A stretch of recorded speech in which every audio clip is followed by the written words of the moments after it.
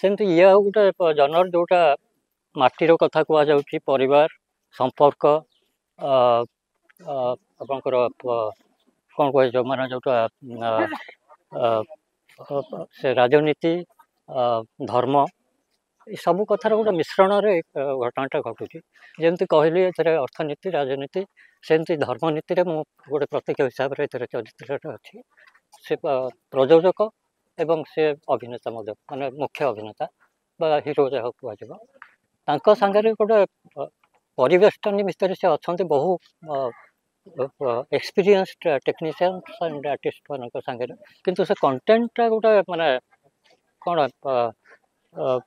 ଗୋଟେ ମୁଗ୍ଧକର ହେବା ଦରକାର। ଯେତେବେଳେ ମୁଗ୍ଧକର ହେବ ଦର୍ଶକ ନିହାତି ତାକୁ ପସନ୍ଦ କରିବେ।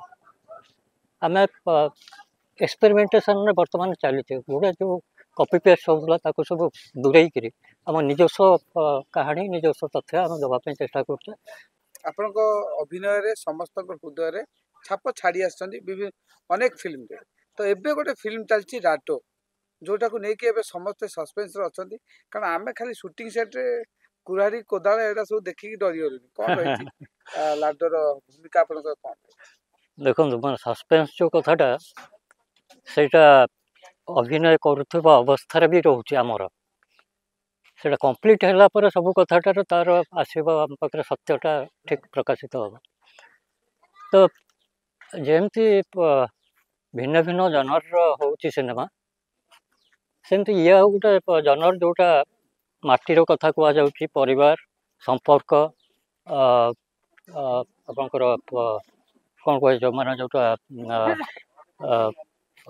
ସେ ରାଜନୀତି, ଧର୍ମ, ଏ ସବୁ କଥାର ଗୋଟେ ମିଶ୍ରଣରେ ଘଟଣାଟା ଘଟୁଛି, ଯେଉଁଥିରେ ବିଶେଷ ଭାବରେ ଗୋଟେ ମାଟିର ମମତା, ଗୋଟେ ଯେଉଁ ଅଧିବାସୀ, ସେମାନେ ଯେତେବେଳେ ମାନେ ଗୋଟେ ବଞ୍ଚିତ ହେଉଛନ୍ତି ତାଙ୍କ ମାଟି ଉପରେ, ତାଙ୍କର ଯେଉଁ କ'ଣ କୁହାଯିବ, ତାଙ୍କ ଲିବର୍ଟି ବା ତାଙ୍କ ନିଜତ୍ୱ, ସେତେବେଳେ ସେମାନେ ଗୋଟେ ରିଭଲ୍ୟୁସନକୁ ଆସୁଛନ୍ତି। ଏଇଟା ସାରାଂଶ କାହାଣୀର। ଯେମିତି କହିଲି ଏଥିରେ ଅର୍ଥନୀତି, ରାଜନୀତି, ସେମିତି ଧର୍ମନୀତିରେ ମୁଁ ଗୋଟେ ପ୍ରତୀକ ହିସାବରେ ଏଥିରେ ଚରିତ୍ରଟା ଅଛି। ତା ସାଙ୍ଗରେ ଯେତେ ପ୍ରକାର ଗୋଟେ ମନୋରଞ୍ଜନ ଧର୍ମୀ କରିବାର ଗୋଟେ ଉଦ୍ଦେଶ୍ୟ ବି ରହିଛି। ତେଣୁ ଆପଣ ଦେଖୁଥିବେ ଆଜି ଏଠି ନାଚ ବି ହେଉଛି, କୁରାଢ଼ୀ ବୁଲୁଛି, ସବୁ କଥାର ଗୋଟେ ମିଶ୍ରଣ। ଲାଡୋ ଫିଲ୍ମ ଗୋଟେ ପରିବେଶକୁ ନେଇକି, ଗୋଟେ ଜଙ୍ଗଲର କାହାଣୀକୁ ନେଇକି ଜାଣିଛୁ, ଯାହାର ସତ୍ୟତା କିଛି ରହିଛି କି, କିଛି ରିଅଲ କାହାଣୀକୁ ନେଇକି ଅନୁପ୍ରେରିତ ହେଇଛି କି?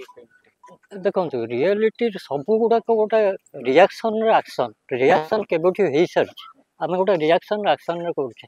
ହୁଏତ ଏଇ ଜାଗାରେ ହେଇନି, ତାକୁ ଗୋଟେ ପ୍ରତୀକ ଧର୍ମୀ ହିସାବରେ ଗୋଟେ ଜାଗା ନିଆଯାଇଛି, କିନ୍ତୁ ବିସ୍ଥାପନ ଏବଂ ଯେଉଁ ଅଧିବାସୀମାନେ ବା ଆଦିବାସୀମାନେ ବି ବିସ୍ଥାପିତ ହେଇଛନ୍ତି ଅତୀତରେ, ତାଙ୍କ ଜଙ୍ଗଲ ଜମି, ତାଙ୍କ ପରିବେଶକୁ ମଧ୍ୟ ଆଟାକ୍ କରାଯାଇଛି କୌଣସି ନା କୌଣସି କ୍ଷେତ୍ରରେ।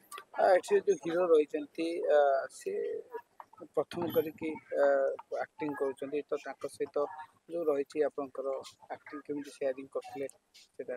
ହଁ, ମାନେ ଦେଖନ୍ତୁ, ଉଭୟ ସେ ପ୍ରଯୋଜକ ଏବଂ ସେ ଅଭିନେତା ମଧ୍ୟ, ମାନେ ମୁଖ୍ୟ ଅଭିନେତା ବା ହିରୋ ଯାହା କୁହାଯିବ, ତାଙ୍କ ସାଙ୍ଗରେ ଗୋଟେ ପରିବେଷ୍ଟନୀ ଭିତରେ ସେ ଅଛନ୍ତି ବହୁ ଏକ୍ସପିରିଏନ୍ସଡ ଟେକ୍ନିସିଆନ୍ସ ଆଣ୍ଡ ଆର୍ଟିଷ୍ଟ ମାନଙ୍କ ସାଙ୍ଗରେ।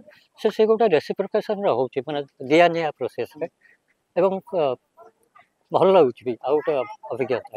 ଯେହେତୁ ଆପଣ ସବୁ ଜନର ଦର୍ଶକ ମାନଙ୍କୁ ଜାଣିଛନ୍ତି, ସେଇ ହିସାବରେ ଏବେ ଏଇ ଲାଡୋ ଫିଲ୍ମ କେତେ ଦର୍ଶକ ମାନଙ୍କୁ ଆକୃଷ୍ଟ କରିବ, ଯିଏକି ଏବେ ଓଡ଼ିଆ ଫିଲ୍ମ ଗୋଟେ ଷ୍ଟେଜକୁ ଆସିଛି, ଗୋଟେ ରାଇଜ୍ କରିଛି? ଦେଖନ୍ତୁ, ମାନେ ଆମେ ଯେତେ ଜନର ସବୁ ଭିନ୍ନ ଭିନ୍ନ ପ୍ରକାରର ଜନର ଟ୍ରାଏ ଆଉଟ୍ କରୁଛେ ବା ତାକୁ ଆମେ କହୁଛେ କଣ୍ଟେଣ୍ଟ, କିନ୍ତୁ ସେ କଣ୍ଟେଣ୍ଟଟା ଗୋଟେ ମାନେ କ'ଣ ଗୋଟେ ମୁଗ୍ଧକର ହେବା ଦରକାର। ଯେତେବେଳେ ମୁଗ୍ଧକର ହେବ ଦର୍ଶକ ନିହାତି ତାକୁ ପସନ୍ଦ କରିବେ। ଆମେ ଏକ୍ସପେରିମେଣ୍ଟେସନରେ ବର୍ତ୍ତମାନ ଚାଲିଛେ, ଗୋଟେ ଯେଉଁ କପି ପେଷ୍ଟ ହେଉଥିଲା ତାକୁ ସବୁ ଦୂରେଇକିରି ଆମ ନିଜସ୍ୱ କାହାଣୀ, ନିଜସ୍ୱ ତଥ୍ୟ ଆମେ ଦେବା ପାଇଁ ଚେଷ୍ଟା କରୁଛେ। ତା ଦେହରେ ସେ ତିଆରି ପ୍ରୋସେସରେ ହିଁ ଘଟିବ ସବୁ କଥା, ଏବଂ ଗୋଟେ ଆଶା ରଖିକିରି ବା ଆକାଂକ୍ଷା ରଖିକିରି ସେସବୁ ଗୋଟେ ପ୍ରୟୋଗ କରାଯାଏ, ଏବଂ ସେଇଟା କେତେ ସକ୍ସେସ୍ ହେଉଛି ସେଇଟା ଆସିଲା ପରେ ଦର୍ଶକ ଆଖିରେ ପଡ଼ିଲା ପରେ ଜଣାପଡ଼େ। Thank you. Thank you.